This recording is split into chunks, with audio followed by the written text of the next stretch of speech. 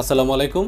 Second hand phone কেনার সময় ফোনটা চুরি করা কিনা, ছিনতাই করা কিনা অথবা হারিয়ে যাওয়া ফোন কিনা সেটা আপনি নিজে চেক করতে পারেন আপনার হাতে থাকা মোবাইল দিয়ে বা অন্য কারো মোবাইল দিয়ে অথবা সেম মোবাইল দিয়ে আপনি চেক করতে পারেন।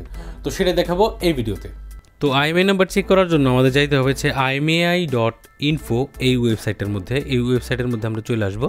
তারপরে এখানে একটা বক্স দেখতে পাচ্ছেন, এই যে এখানে বলতেছে IMEI নাম্বার দেওয়ার জন্য। তো IMEI নাম্বার কীভাবে বাইর করবেন সেটাও এখানে দেওয়া আছে।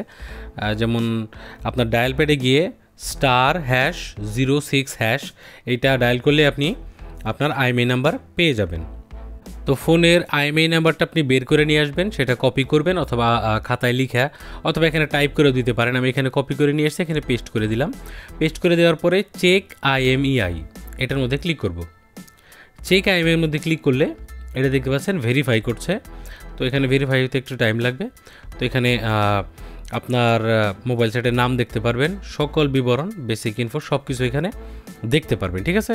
তো এখন আমরা একদম নিচের দিকে যাব। নিচের দিকে যাওয়ার পরে এখানে দেখতে পাচ্ছেন একটা অপশন লস্ট ডিভাইস চেক, মানে এই ফোনটা হারানো, চুরি যাওয়া, ছিনতাই করা এরকম কোনো রিপোর্ট আছে কি না। তো এখানে লস্ট ডিভাইস চেক এটার মধ্যে আমি ক্লিক করে দিলাম, ঠিক আছে। লস্ট ডিভাইস এটার মধ্যে ক্লিক করে দেওয়ার পরে চেক লস্ট স্টোলেন ডিভাইস, ঠিক আছে, হারানো অথবা চুরি যাওয়া ডিভাইস এই IMEI নাম্বার এটা রিপোর্ট করা আছে কি না। তো আমরা এখন দেখেন এখানে IMEI নাম্বার, দ্বিতীয় যে IMEI নাম্বারটা আছে আপনার, এইটা প্রথমটা দিছি, দ্বিতীয় যে IMEI নাম্বার এবং সিরিয়াল নাম্বার সেটা আপনি দিয়ে দিতে পারেন।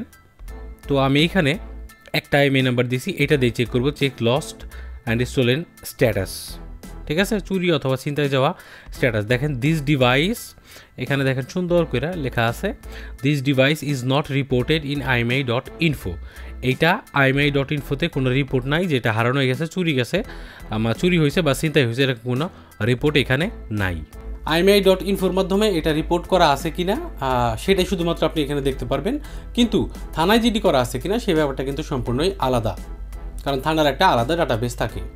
তবে সেকেন্ড হ্যান্ড ফোন কেনার সময় আপনি যে জিনিসগুলো খেয়াল রাখতে পারেন সেটা হলো, আপনি যদি কারো কাছ থেকে সেকেন্ড হ্যান্ড ফোন কেনেন তাহলে অবশ্যই আপনি সে যে দোকান থেকে কিনছিল সেটার রিসিট, ক্রয় রিসিটটা যে আছে, রসিদ যেটাকে বলে, ক্রয় রিসিটটা আপনি অবশ্যই সাথে নেবেন এবং পুরো প্যাকেটটা সাথে নেবেন, ফোনের সাথে যা যা থাকে, এবং তার যার কাছ থেকে আপনি ফোনটা কিনতেছেন তার আইডি কার্ডের একটা ফটোকপি নিয়ে নেবেন, তাহলে আপনি অনেকটা সেফ থাকতে পারবেন এইভাবে যদি আপনি সেকেন্ড হ্যান্ড ফোন কিনেন।